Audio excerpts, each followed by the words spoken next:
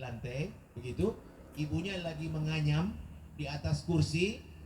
Anaknya melihat apa yang dilakukan ibunya sesuatu yang tidak bermanfaat. Kenapa? Anyaman itu kalau dilihat dari bawah jelek. Tidak lebih dari kumpulan benang-benang yang tidak beraturan. Tapi kalau dia tengok dari atas itu indah sekali. Iya kan? Ada tuh anyaman begini yang kalau dilihat dari bawah, kan anaknya ada di bawah. Dia melihat apa yang ibu lakukan, ini jelek sekali yang ibu lakukan. Ibunya mengerti karena anak ini terbatas pengetahuannya. Ibunya mengatakan, nak, kalau kau melihat apa yang ibu lakukan dari sudut pandang yang tepat, sungguh kau akan melihat keindahan. Kita ini selalu yang datang dari langit, kita lihat dari bawah jelek. Musibah, berbagai macam kesulitan, kita bilang jelek. Padahal kalau kita lihat dari sudut pandang yang tepat, sebetulnya itu rencana Allah indah sekali. Indah sekali teman-teman sekalian. Coba karena ilmu kita terbatas, sebagaimana anak kecil tadi. Wallahu ya'lam, Allah tegaskan, Allah lah yang maha tahu. Wa antum la ta'lamun. Kita tidak tahu apa-apa. Serahkan semuanya kepada Allah Subhanahu wa ta'ala. Nah, itu dua hikmah pertama. Yang berikut, saya mau persingkat saja ini. Penting sekali saya mau sampaikan. Begitu Nabi ada di Sidratil Muntaha, teman-teman, apa yang dilakukan Nabi Sallallahu Alaihi Wasallam adalah beliau menghadap langsung kepada Allah. Sebagian ulama mengatakan ucapan pertama beliau adalah penghormatan kepada Allah. At-tahiyatul mubarakatus salawatu thayyibatu lillah. Penghormatan kepada Allah. Kan ini masuk di apa namanya, wilayah yang bahkan Jibril saja tidak boleh masuk. Jibril tidak boleh masuk, hanya Nabi Muhammad SAW. Ulama mengatakan ada 500 tahun jarak ya antara Nabi dan Allah saat berdialog. Tapi yang jelas beliau ada di Sidratil Muntaha dan berdialog dengan Allah. Ucapan pertama beliau adalah penghormatan, pemuliaan ya kepada Allah Subhanahu wa taala. Pengagungan kepada Allah Subhanahu wa taala. Lalu Allah membalas, Assalamu alayka ayyuhan nabiyyu wa rahmatullahi wa barakatuh. Semoga keselamatan diberikan kepadamu wahai Nabi ya. Assalamu alayka ayyuhan nabiyyu wa rahmatullah, dan rahmat Allah wa barakatuh dan keberkahan. Karena mendapatkan salam dari Allah Subhanahu wa taala seperti ini, Nabi mengatakan, jangan cuma saya ya Allah. Assalamu alayka ayyuhan nabi wa rahmatullahi wa barakatuh. Dibalas oleh Nabi. Assalamu alayna wa ala ibadillahi salihin.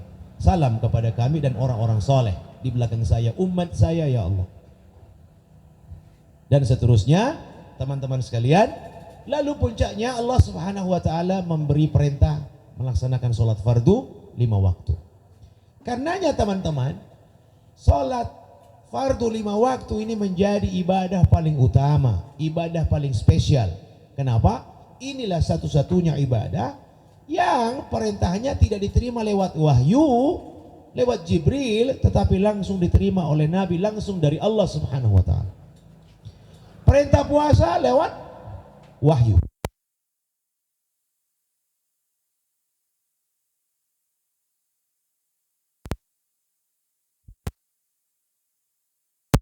Wa atimul hajja wal umrata lillah, dan seterusnya.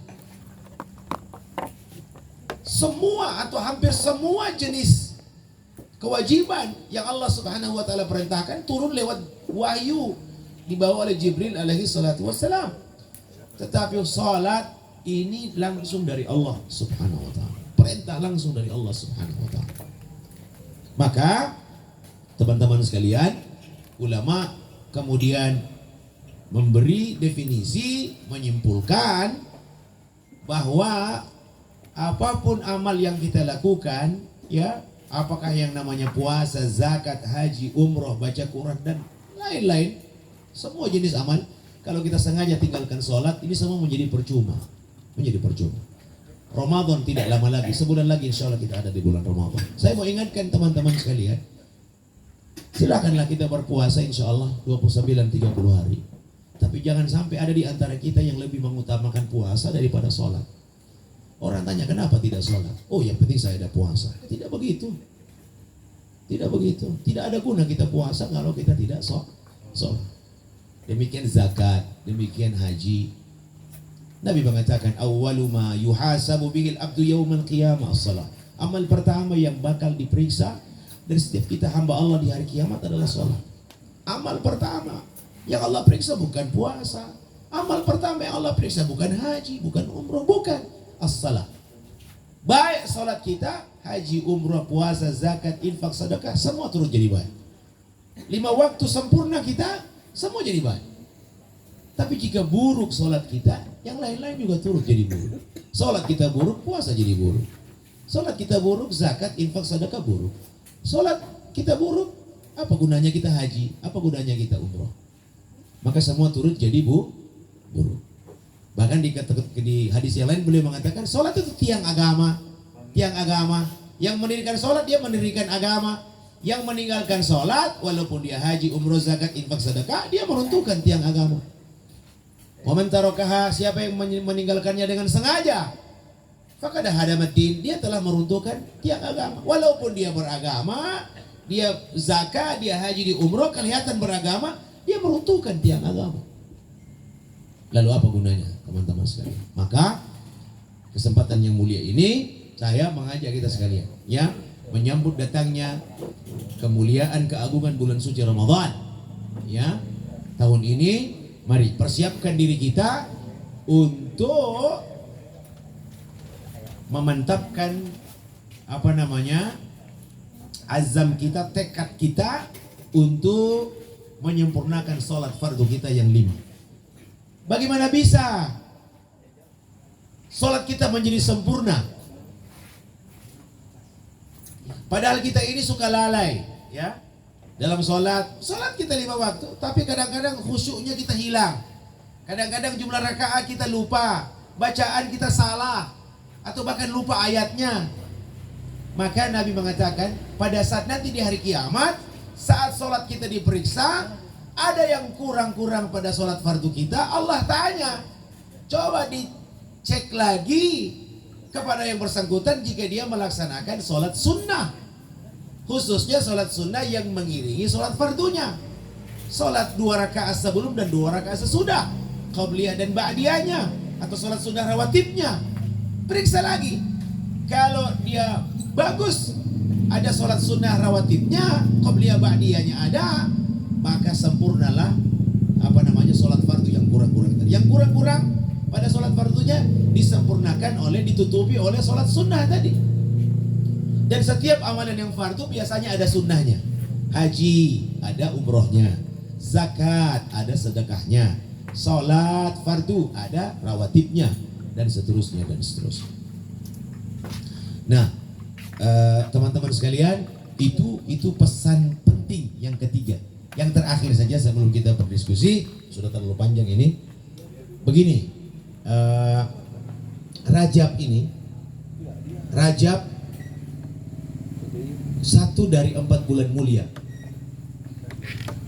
Kita menemukan keterangan dalam Al-Quran, misalnya Allah Subhanahu wa Ta'ala menyebutkan sesungguhnya hitungan bulan di sisi Allah ada 12 bulan.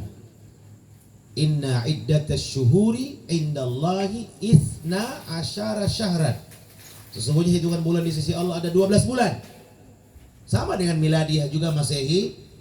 Bedanya kalau Masehi dari Januari sampai Desember, jumlah harinya dalam setiap bulan bisa 28, 29, 30, 31. Bedanya kalau di penanggalan Hijriah 12 bulan juga, diawali dengan Muharram, diakhiri dengan Zulhijjah, ya. Lalu jumlah harinya dalam setiap bulan hanya ada 2, kalau bukan 29, 30. Fi kitabillah, dalam ketetapan Allah, yauma khalaqas samawati wal ardh, pada hari Allah menciptakan langit dan bumi.